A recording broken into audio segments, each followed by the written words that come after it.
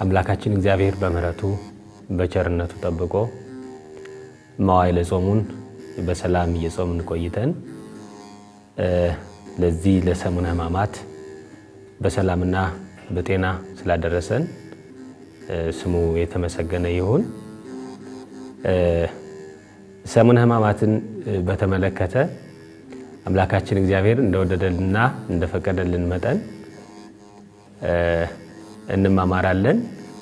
እንነጋገራለን ማለት ነው። እንግዲህ እግዚአብሔር አምላካችን ይህንን የሰሙነ ሕማማት ወቅት በሰላምና በጤና አስፈጽሞ ለብርሃነ ትንሣኤው እንዲያደርሰን የአምላካችን የእግዚአብሔር ቅዱስ ፈቃዱ ይሁንልን። እንግዲህ አሁን የማቀርበው በመጽሐፈ ግብረ ሕማማት ላይ ባሉ የተለያዩ ድርሰቶች ወይም ደግሞ ትምህርቶች ላይ የተመሰረተ ነገር ነው የሚሆነው። መጽሐፈ ግብረ ሕማማት ማለት ስያሜው ግብረ ሕማማት ማለት የሕማማት ስራ ወይም ደግሞ በሰሙነ ሕማማት ወቅት የሚነበብ የሚጸለይ የሚተረጎም የሚል ትርጓሜ ሲኖረው መጽሐፈ ግብረ ሕማማት ቀደም ሲል ቅዱሳን ሐዋርያት ጌታችን መድኃኒታችን ኢየሱስ ክርስቶስ ካረገበት ጊዜ በኋላ በሕማሙ ወቅት የደረሰውን መከራ ሕማሙን፣ ሞቱን፣ ስቅለቱን እንደገና ደግሞ በዚህ ወቅት የተደረጉትን ነገሮች ሁሉ በማስታወስ ሌሎችም አባቶች ከሐዋርያት ቀጥሎ የተነሱ ሰዎች እስትጉ ያደረጉት መጽሐፍ ነው። መጽሐፍነቱ ምንድነው? እንደ ሐዲስ ሳይሆን ከኦሪት ከነቢያት እንዲሁም ደግሞ ከሐዲስ ኪዳን ቅዱሳት መጻሕፍት እንዲሁም ከተአምራት ከሃይማኖተ አበው ከተለያዩ መጽሐፎች ላይ የተገኙትን ነገሮች ስለ ሰሙነ ሕማማት የሚሆኑትን እስትጉ አድርገው ሰብስበው ያስቀመጡት ማለት ነው። ስለዚህ መጽሐፉ በሰሙነ ሕማማት የሚነበብ የሚጸለይ የሚተረጎም በመሆኑ መጽሐፈ ግብረ ሕማማት የሚለውን ስያሜ ሊያገኝ ይችላል። መጽሐፈ ግብረ ሕማማት በጣም ከፍ ያለ መጽሐፍ ሲሆን በመጀመሪያ የተጻፈው በኢየሩሳሌም በሐዋርያት ከዛም ሐዋርያትን በተከተሉ ሊቃውንት ሲሆን ከዛ በኋላ ደግሞ ለብዙ ዓመታት ለብዙ ዘመናት ሲተረጎም ሲነበብ ከቆየ በኋላ ወደ አረብኛ ተተርጉሟል። ከዛም ከአረብኛ ደግሞ በ13ኛው እና 14ኛው ክፍለ ዘመን ወደ ሀገራችን ወደ ኢትዮጵያ ተተርጉሞ በግዕዝ መጥቶ እነሆ እየተገለገልንበትና እየጸለይንበት እየተማርንበት እንገኛለን ማለት ነው። በመጽሐፈ ግብረ ሕማማት ውስጥ ከሆሳዕና ቅዳሜ ጀምሮ አጠቃላይ የዕለተ ሆሳዕናን ከዛም ከሰሙነ ሕማማት ሰኞ ጀምሮ እስከ ቀዳም ስዑር መጨረሻው ድረስ የሚነበብና የሚጸለይ አገልግሎት የሚሰጥበት መጽሐፍ ነው። መጽሐፈ ግብረ ሕማማት በብዙ ነገሮች ስናየው የመጻሕፍት ሁሉ እስትጉ ወይም ደግሞ ጭማቂ ነው ማለት ይቻላል። አንድን ጭማቂ ለምግብነት ስናዘጋጀው ከተለያዩ አትክልቶች፣ ፍራፍሬዎች የሚሆነንን ሁሉ ነገር ወስደን ቀምመን አስተካክለን ስናበቃ እንደምናመጣው ሁሉ መጽሐፈ ግብረ ሕማማትንም ያዘጋጁ የጻፉ እስትጉ ያደረጉ አባቶቻችን ከነቢያት መጻሕፍት ለዕለቱ የሚሆነውን እንዲሁም ደግሞ ከኦሪት ለዕለቱ የሚሆነውን ከዛ በኋላ ደግሞ ከወንጌል ለዕለቱ የሚሆነውን እያንዳንዱን በታሪክ ላይ ተመስርተው እስትጉ አድርገው አስተካክለው ነው ያስቀመጡት። ስለዚህ ብሉይን ከሐዲሱ ሐዲሱን ከብሉዩ ስለ ክርስቶስ መከራ ሞት መከራ ስቅለት በዛ ወቅት ስለተፈጸሙት ነገሮች ሁሉ በአጠቃላይ በመጽሐፈ ግብረ ሕማማት ውስጥ ማግኘት ያስችለናል። በዚሁ በሰሙነ ሕማማት በአገልግሎት ወቅት ቅዱስ ያሬድ አቡኖች አሉት የቅዱስ ያሬድ እነሱም ጌታ በወንጌል እንዲያዘዘን እንደገና ደግሞ ሙሴ በኦሪት እንዲያዘዘን እየተባሉ እያንዳንዳቸው በዜማ መልኩ ይጀመራሉ ምእመናን ዜማውን ተከትለው አብረው ከካህናቱ ጋራ በቀኝና በግራ ሆነው ይሰግዳሉ ከዛ በኋላ በኦሪት ከሆነ የተጀመረ በኦሪቱ ይነበባል በነቢያት ከሆነ ደግሞ የነቢዩ ስም ጠርቶ ስለሆነ ያ የነቢዩ መጽሐፍ እዛ ላይ ግብረ ሕማማት ላይ የተቀመጠው ይነበባል ማለት ነው ከዛ በቃ እንዲህ ይያለ ሙሉ ቀኑን አገልግሎት ሲሰጥበት ይውላል ከዛ የሌሊቱም ራሱን ይቻለ ያለው ማለት ነውና ሰሙነ ሕማማት ሰፊውን አገልግሎት የሚያገኘው ወይም ደግሞ ሰፊ አገልግሎት የሚሰጥበት ዋናው መጽሐፈ ግብረ ሕማማት ነው ማለት ነው ይሄንን ተከትሎ በሀገራችን በኢትዮጵያ አባ ጊዮርጊስ ዘጋስጫ የተባሉት ታላቁ ሊቅ አባት እሳቸው የደረሱት መልክአ ሕማማት የሚባለው ዜማም በስነ ስርዓት እየተደረሰ ሰሙነ ሕማማትን በዚህ መልኩ የኢትዮጵያ ኦርቶዶክስ ተዋሕዶ ቤተክርስቲያን ታከብረዋለች ማለት ነው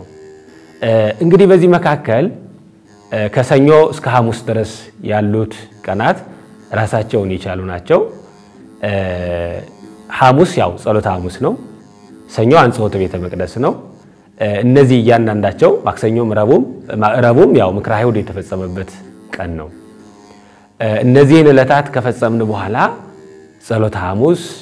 በቤተ ክርስቲያናችን ሥርዓት መሰረት ጠዋት ኪዳን ይደረሳል ከዛ በኋላ ሥርዓቱን ጠብቆ ወደ ምሽቱ አካባቢ ጸሎተ ቅዳሴው ተቀድሶ ምእመናን ቅዱስ ሥጋውንና ክቡር ደሙን ይቀበላሉ በሰሙነ ሕማማት ወቅት ለምን ጌታችን መድኃኒታችን ኢየሱስ ክርስቶስ ለሐዋርያት በጸሎተ ሐሙስ ዝውእቱ ሥጋየ ዝውእቱ ደሜ ብሎ አክብሮ በጋፋ ፋሲካውን ከበሉ በኋላ ከወዳቸው ያንን አጥፍቶ በአዲስ ኪዳን የሚያደርጉትን የሚፈጽሙትን ቅዱስ ሥጋውና ክቡር ደሙን እንዴት አድርገው ማክበር መስጠት እንዳለባቸው ለሐዋርያት ትምህርት የተሰጠበት የፈጸመበት ያከናወነበት ቀን ስለሆነ የምስጢር ዕለት ተብሎ ይጠራል ጸሎተ ሐሙስም ተብሎ ይጠራል ማለት ነውና ለዚህም ቀን የሚነበቡ ምንባባት በአጠቃላይ ስለ ክርስቶስ ትሕትና ደቀ መዛሙርቱ ቅዱሳን ሐዋርያትን ዝቅ ብለው እግራቸውን ስለማጠቡ ከዛ በኋላ ደግሞ እኛም ዝቅ ብለን ባልንጀሮቻችን እንድናከብራቸው አባቶቻችን እንድናከብራቸው የተሰራልንን ሥርዓት በአጠቃላይ የምናይበት ዕለት ነው የሚሆነው ማለት ነው ከዚህ በኋላ በሰሙነ ሕማማት ውስጥ በዋናነት ከሚጠሩት ነገሮች ዓርብ ስቅለት በጣም ትልቁ በዓል ነው የሰው ልጆች ሁሉ ድህነተ ሥጋ ድህነተ ነፍስን ያገኙበት በእርሱ ሞት የኛ ሞት ይጠፋበትና እኛም ሕይወተ ሥጋ ሕይወተ ነፍስን ያገኘንበት ታላቅ ዕለት ነው በዚህ ቀን ከሚነበቡ ምንባባት መካከል ለሃ ማርያም የሚባለው አንዱ ነው በግብረ ሕማማት በመጽሐፈ ግብረ ሕማማት ውስጥ በጣም በሰፊው የሚገኘው ማለት ነው ለሃ ማርያም ማለት ልቅሶ ሲሆን ለሃ ማርያም ተብሎ ሲጠራ የእመቤታችን የቅድስት ድንግል ማርያም ሐዘን ለቅሶ ተብሎ ይገለጻል ማለት ነው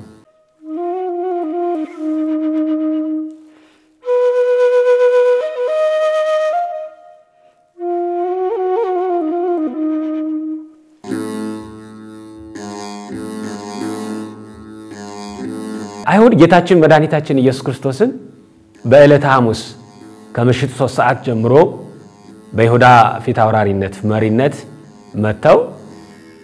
ከያዙት በኋላ ያሳደሩት በፍልፍል አለት ውስጥ ነው የኋሊት አስረው ማለት ነው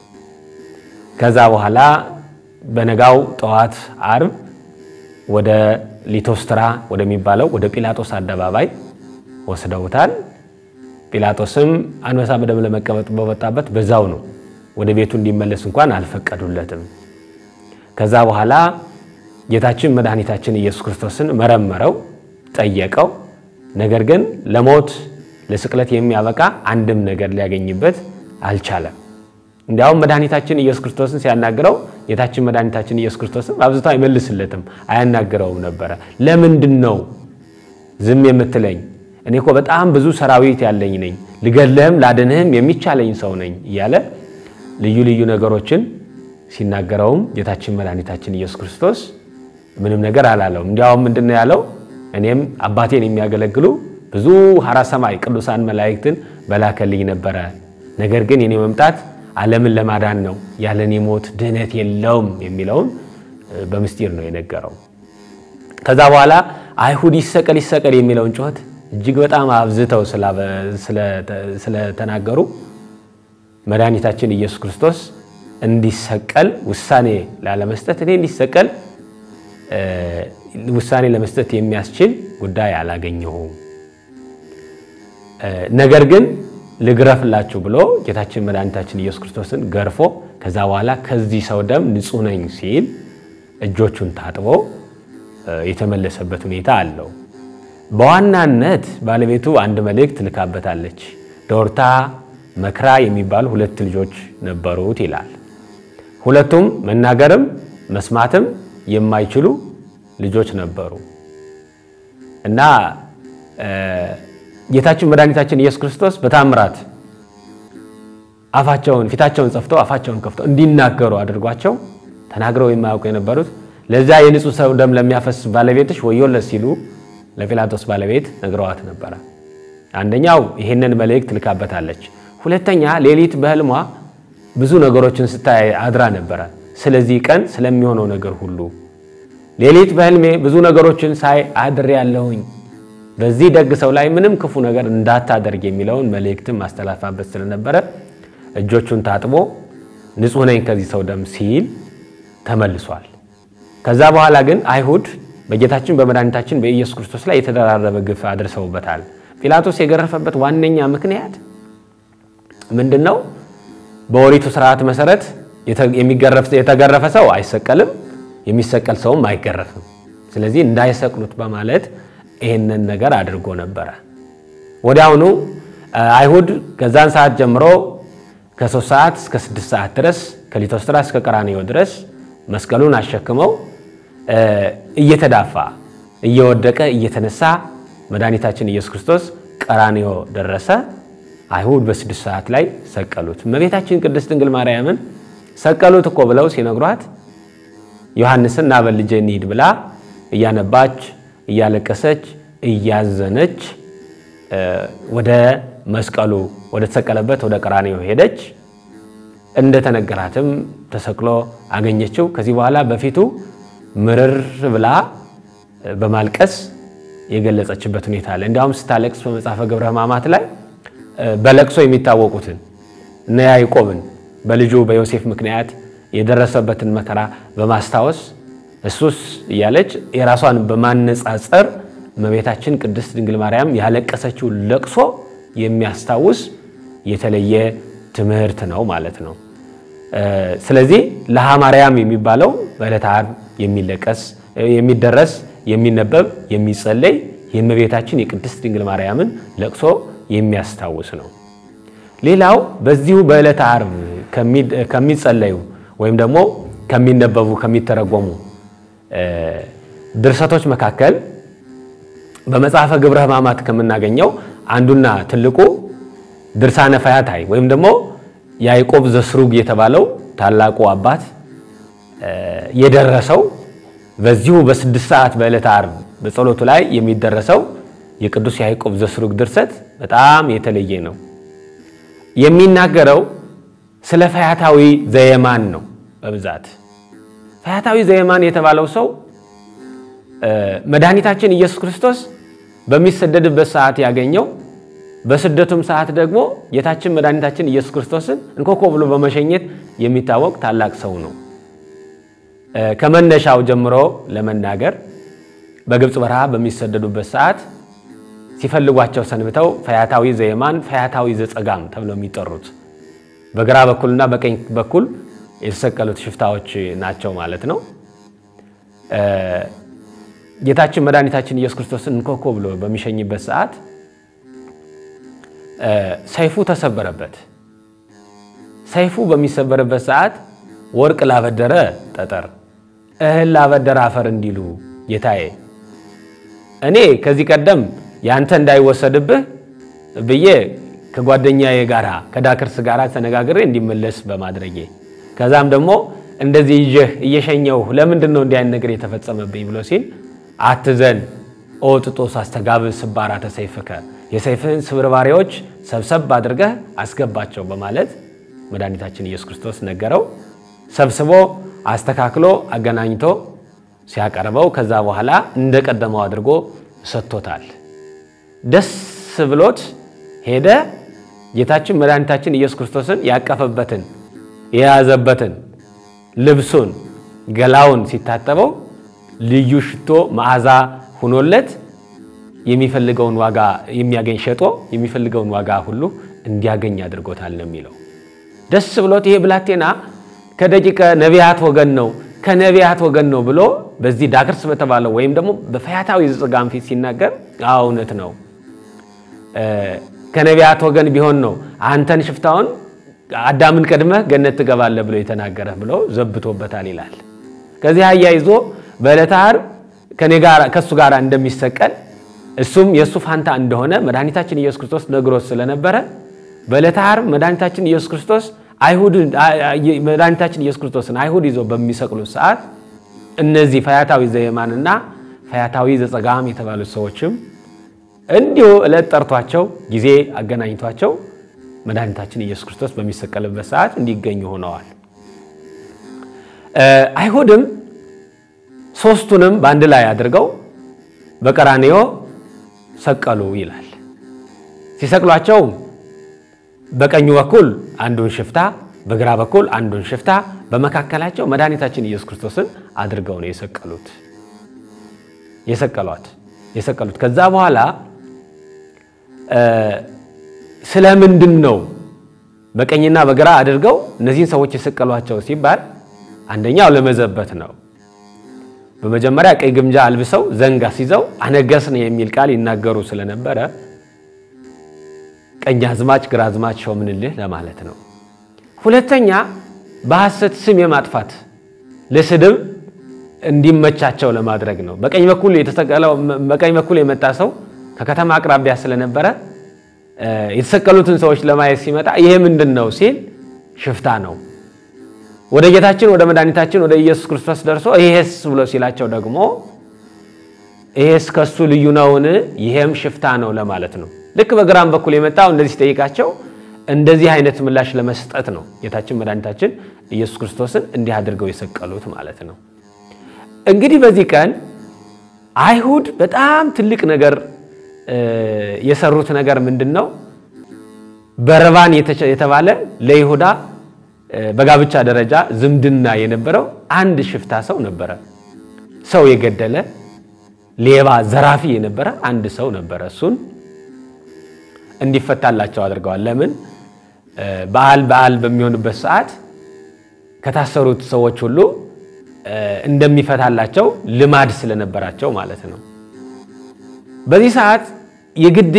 ለግድያ ፍርድ የሚፈለግ የነበረው በርባን የተባለው ሰው እንዲፈታላቸው ጲላጦስ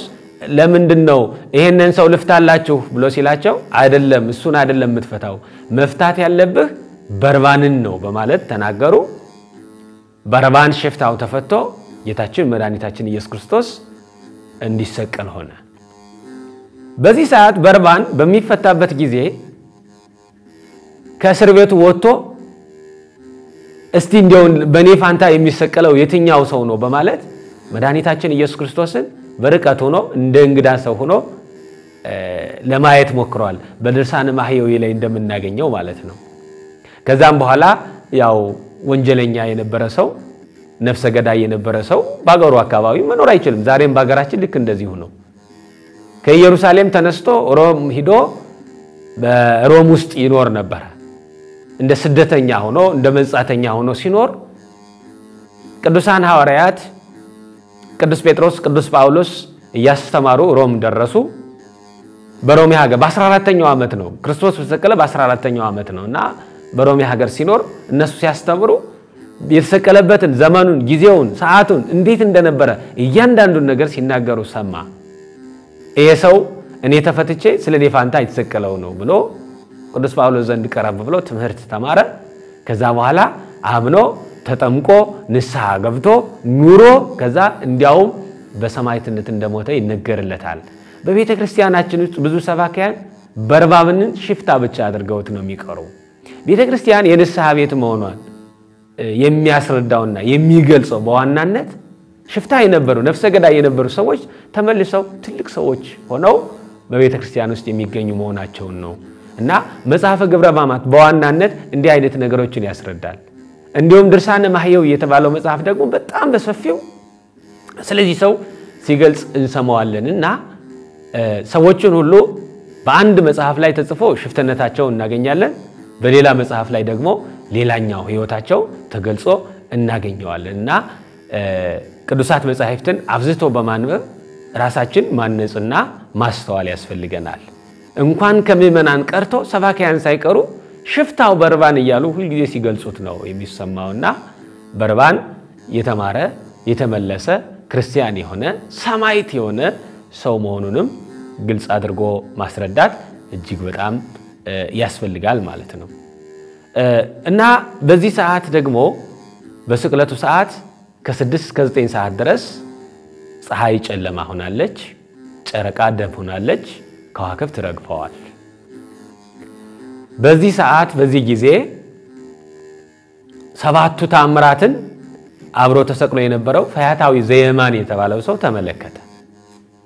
ፀሐይ ስትጨልም ጨረቃ ደም ስትሆን ከዋክብት ሲረግፉ የቤተ መቅደሱ መጋረጃ ከሁለት ሲከፈል አይባን ሲፈተቱ መቃብራት ሲከፈቱ ሙታን ሲነሱ ተመለከተ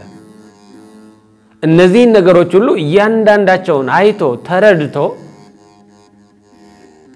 ምንድነው ያለው አምላክነቱን አውቆ ተዘከረኒ እግዚኦ በውስተ መንግሥትከ አቤቱ በመንግሥትህ በመጣህ ጊዜ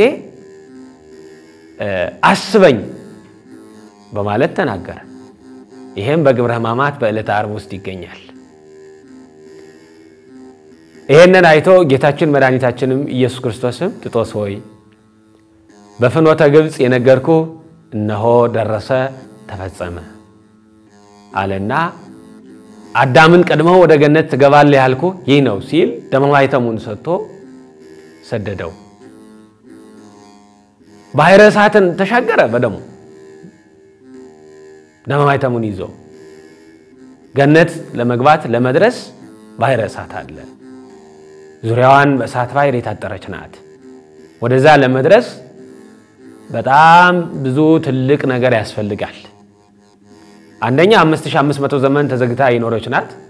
ሁለተኛ በሱራፊ መልአክ የምትጠበቅ ቦታ ናት ማንንም እንዳይገባ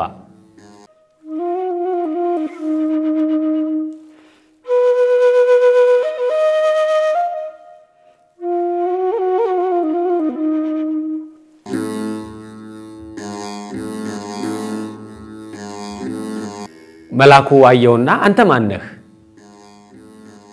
ከወዴትስ የመጣህ ነህ እያለ ይጠይቀው ጀመረ እንዴት ነው ባሕረ እሳቱን እንዴት አልፈው መጣህ እንዴት ነው እያለ ብዙ ነገሮችን ጥያቄዎችን ሁሉ ጠየቀው አንተ አዳም ነህ ያባው አባት ሴት ነህ ኖህ ነህ አብርሃም ነህ እያንዳንዳቸው ደጋግ የሆኑ ሰዎችን ሁሉ እያንዳንዳቸውን እየጠራ ጠየቀው ሁሉንም አይደለሁም አንተ ያልከኝን እጆቼን በሰው ደም ነክሬ የምኖር ሽፍታ ነኝ ታዲያ እንደዚህ ያለ ሰው ስትሆን ወደዚህ ለመምጣት ምን አበቃህ ምንድነው ንገረኝ እባክህ እያለ ከመላኩ ከሱራፊ ጋራ የሚነጋገረው አጠቃላይ የሚዘረዝር ነው ድርሳነ ፈያታዊ ወይም ደግሞ ያዕቆብ ዘስሩግ ተብሎ የሚጠራው መጽሐፍ ማለት ነው ከዛ በኋላ ለዚህ ሁሉ ያበቃህ ምንድነው ብሎ ሲነግረው ሲጠይቀው አልሰማህም እንዴ አምላክ እንጂ በመስቀል ተሰቅሎ ሙቶ ዓለምን እኮ አዳነ እነሆ ለኔም ደመማይተሙን ሰጠኝ ብሎ ግልጽ አድርጎ ሲያሳየው ፈርቶ ለቀቀለት መንገዱን ተዘግታ የነበረችዋን ገነት 5500 ዘመን በመከራ ውስጥ የነበረው ተዘግታ የኖረችዋን ገነት ከፍቶ ገባ ከዛ በኋላ በ11 ሰዓት ጌታችን መድኃኒታችን ኢየሱስ ክርስቶስ ወደ ሲኦል ወርዶ የማነዴ መጠኩወሙ ወኮነቶሙ ጥምቀተ ወቁርባነ ይላል። ቀኝ እጁን አሳያቸው፣ ጥምቀትም ቁርባንም ሆናቸው። ከዛ በኋላ 5500 ዘመን በዝገተ ነፍስ የነበሩ ነፍሳት ስብሐት ለእግዚአብሔር ዘአውረሰነ መንግሥተ ሰማያዊት እያሉ ከሲኦል ወደ ገነት የወጡበት ሰዓት ነው ማለት ነው። ስለዚህ ድርሳነ ፈያታዊ ተብሎ የሚጠራ ይሄኛው ነው። ሌላው በመጽሐፈ ግብረ ሕማማት ውስጥ ታሪኩን ሙሉ ነገሩን የምናገኝለት ቅድም ያነሳ ነው ጲላጦስ የተባለው ሰው ነው። ጲላጦስ የተባለውን ሰው በብዛት አሁንም ድረስ ሰዎቹ እንደክፉ ሲናገሩበት ይሰማል። ጲላጦስ እንዲህ አደረገ፣ ጲላጦስ እንዲህ አለ እያሉ በጣም በክፉ ነገሮች ስሙን ሲያነሱት ይሰማል። ጲላጦስ በዕለተ ዓርብ በክርስቶስ ሞት ፍቅር የተመሰረተለት በሀገር ግዛት ደረጃ ይገፋፉ የነበሩት ሄሮድስና ጲላጦስ ሰላም የፈጠሩበት አንተ ፍረድ የተባባሉበት የተከባበሩበት ታላቅ ዕለት ነው። ዕለተ ዓርብ የፍቅር ዕለት መሆኑን በዚህ እንረዳዋለን። ጌታችን መድኃኒታችን ኢየሱስ ክርስቶስ በመልዕልተ መስቀል ተሰቅሎ ሰዎችን ለማዳን ሲመጣ ተጣልተው የነበሩትን ጲላጦስና ሄሮድስን አስታርቆ አንድ እንዲሆኑ አድርጓል በዕለቱ። ከዛም ቀጥሎ ተጣልተው የነበሩ ነገሮች 7 መስተጻረራን ነገሮች የምንላቸው ሰውና እግዚአብሔር፣ ሰውና መላእክት፣ ነፍስና ሥጋ፣ ሕዝብና አሕዛብ አንድ ሆነው የታዩበት ዕለት እንዲሆኑ ሆኗል ማለት ነው። ስለዚህ ጲላጦስ ኢየሩሳሌምን የሚገዛ ሀገረ ገዥ ሲሆን አይሁድ ጌታችን መድኃኒታችን ኢየሱስ ክርስቶስን ከሰቀሉት ከገደሉት በኋላ ዮሴፍ ኒቆዲሞስ የተባሉ ሰዎች ንጹህ በፍታ አምጥተው ሽቱ፣ ከርቤ፣ ሌሎችንም ነገሮች አሰባስበው አምጥተው ከመስቀል ላይ አውርደው ጌታችን መድኃኒታችን ኢየሱስ ክርስቶስን ገንዘው በአዲስ መቃብር ውስጥ ቀበሩት። ከቀበሩት በኋላ ወደ ጲላጦስ ዘንድ መጥተው አይሁድ በሶስተኛው ቀን እነሳለሁ ብለዋል። የባሰ ነገር ደግሞ ከሞቱ ይልቅ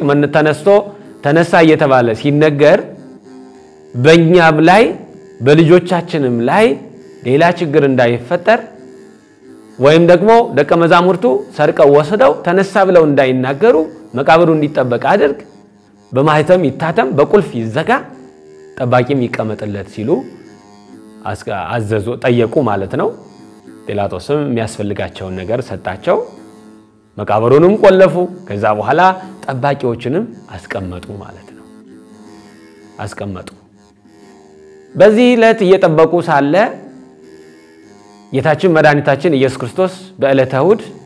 በሶስተኛው ቀን መግነዝ ፍቱልኝ፣ መቃብር ክፈቱልኝ ሳይል እንደተዘጋ ተነሳ። የትንሣኤው ብርሃንም አካባቢውን አጥለቀለቀው። በዚህ ሰዓት እዛ የነበሩት ጠባቂዎች እንቅልፋቸውን ተኝተው ነው የነበሩት። አንደኛ ከበረከተ ትንሣኤው እንዳልተካፈሉ ያጠይቃል። ሌሎቹ ደግሞ እመቤታችን ቅድስት ድንግል ማርያም፣ ሌሎችም እነ ማርያም መግደላዊት፣ በጣም ብዙ ሴቶች ሶስተኛ ቀን ስለነበረ መቃብሩን ሄደው ለመጎብኘት ሽቱ ለመቀባት ተሰባስበው በሌሊት መጥተው ነበር። በተለይ ማርያም ተፍረት ወይም ደግሞ ማርያም መግደላዊት ተብላ የምትጠራዋ ሴት ወበውድ ሰንበት መጻት ማርያም መግደላዊት እያለ በወንጌል ላይ እንደሚገልጻት ቀደም ብላ መታ ነበር። የጌታችን የመድኃኒታችን የኢየሱስ ክርስቶስንም ትንሣኤ ቅዱሳን መላእክት አንዱ በግርጌ ሌላኛው በራስጌ ሆነው ተቀምጠው ነጭ ልብስ ለብሰው እየዘመሩ ወርሃ ትፍስሕት ወርሃ ተሐድሶ ነው በማለት ያመሰገኑ ነው የነበረ በሰዓቱና ጌታችን መድኃኒታችን ኢየሱስ ክርስቶስ መነሳቱን እሷም ደግሞ ፈልጋ ሄዳ ከመቃብሩም ስላላገኘችው እጅግ በጣም አብዝታ እያዘነችና እያለቀሰች ነበር። መድኃኒታችን ኢየሱስ ክርስቶስም ተገልጾላት ማርያም አላት። ዘወር ስትል ወመሰላላት ይሳቃብ የገነት ይላል። ለሷ የተክል ጠባቂ ወይም ደግሞ ደን ጠባቂ መስሏት ነበር ያካባቢውና ጌታዬን ወዴት እንደወሰዱት አላወኩም ወስደው እንደሆነ ንገረኝ ሽቱ እንድቀባው በማለት እንደተናገረች በቅዱስ መጽሐፍ ውስጥ ተመዝግቦ እናገኘዋለን እስካሁን ድረስ ደርሷል ከዚህም በኋላ ይቀጥላል ያ ከዛ በኋላ መድኃኒታችን ኢየሱስ ክርስቶስ ከተነሳ በኋላ አይሁድ ሄደው ይሄንን ሰው እየሰርቀው ወስደው ጠባቂዎቹን ገንዘብ ሰጥተው ትንሳኤውን እንዳይናገሩባቸው ተሰርቆ የተወሰደ መሆኑን እንዲያስረዱ አዘዟቸው የገንዘብ ነገር ያው ያሳሳል የሰው ልጅ እነሱም ሳስተው እውነቱን በውሸት ቀይረው ብዙዎቹ ያንዳንዳቸው ወደ ከተማ ገብተው የሆነውን ነገር ሁሉ ለሊቃነ ካህናቱ አስረዱ ከዛ በኋላ ሄደው ከጲላጦስ ዘንድ አሁንም መካሰስ ጀመሩ ሄደው ምስክርነት ተጠሩ እነዚህ ጠባቂዎች 4 ነበሩ እያንዳንዳቸው ለየብቻቸው እየተደረጉ ሲጠየቁ አንዱ ቅዱሳን ሐዋርያት 12 ሐዋርያት ይዘውት ሄደዋል ሌላኛው 72 አርድእት ሌላኛው 36 ቅዱሳት አንስት እያሉ ሶስቱ ሁሉ ተናገሩ አራተኛው ሲጠየቅ እኔ ተኝቼ ነበር ያየሁትም የሰማሁትም የለኝም በማለት ነገሮችን ሁሉ በግልጽ ተናገረ ጲላጦስም ነገራችሁ እንደዚህ ከሆነ ብሎ ፍርድ ሰጥቷቸዋል እነሱ ፈርዶባቸዋል ከዛ በኋላ በሌሊት በጧት ወደ መቃብሩ ሄዳለሁ ሲላቸው እንዴ አንተን ያህል ሰው መሄድ የለብህም አሉት ለምን ሄዳለሁ እነታውን ለማግኘት ብሎ ወደዛ ሄደ ከዛ በኋላ በአካባቢው ገለው ጥላዋቸው ከነበሩት ሰዎች መካከል የዚሁ የፈያታዊ ዘየማን አስከሬኑ እዛ አካባቢ ነበርና ይሄው እዚህ ወድቋል በማለት ጠየቁ እሱም አይቶ እንዳልሆነ አስረዳ ወደ መቃብሩ ቀርቦ ሲያይ ልዩ ሽታ ማዛ ገነት ይሸተው ነበር ነው የሚለው ከዛ ያንደን ማዛ ገነት ያሸተተ ይሄ ማዛስ ልዩ ማዛ ምንድነው ዮሴፍ ኒቆዲሞስ ብዙ ሽቶ አድርገውበት ነበር ያሉ በጣም ብዙ ነገሮችን ብለዋል ከዛ በኋላ ነገራቸው አልሳካላቸው ሲል ከሄሮድስ ዘንድ አካሰው አጣልተው እንዲገደል አድርገውታል ጲላጦስም በሰማዕትነት የሞተ ደግ ሰው እንደሆነ በመጽሐፈ ግብረ ሕማማት ላይ በሰፊው መጽሐፈ ዶርሆ ከሚባለው ላይ እናገኘዋለን ማለት ነው ስለዚህ በዚህ በሰሙነ ሕማማት ውስጥ ከሚነበቡት ነገሮች በተለየ ሁኔታ የዕለተ ዓርብ እንዲሁም የቀዳሚት እነዚህ ነገሮች በሰፊው ዘርዝረው ይናገራሉ ያስረዳሉ ማለት ነውና መጽሐፈ ግብረ ሕማማት እንደው ከብዙ በጥቂቱ ከረጅሙ ባጭሩ እነዚህ ነገሮች ነው እንግዲህ በዛሬ የምናያቸው ማለት ነው በአጠቃላይ መጽሐፉ በጣም የተለየ መጽሐፍ እንደሆነና ለቤተ ክርስቲያናችንም በጣም ልዩ ጠቃሚ እንደሆነ በተለይ ለሰባክያነ ወንጌል ለመጻሕፍት መምህራን ለተለያዩ ሰዎች አገልግሎት የሚሰጥ እንደሆነ ይታወቃል ማለት ነው እንግዲህ ቤተ ክርስቲያናችን ስትገለገልበት እስካሁን ድረስ ደርሷል ከዚህም በኋላም ይቀጥላል ማለት ነው ቆየን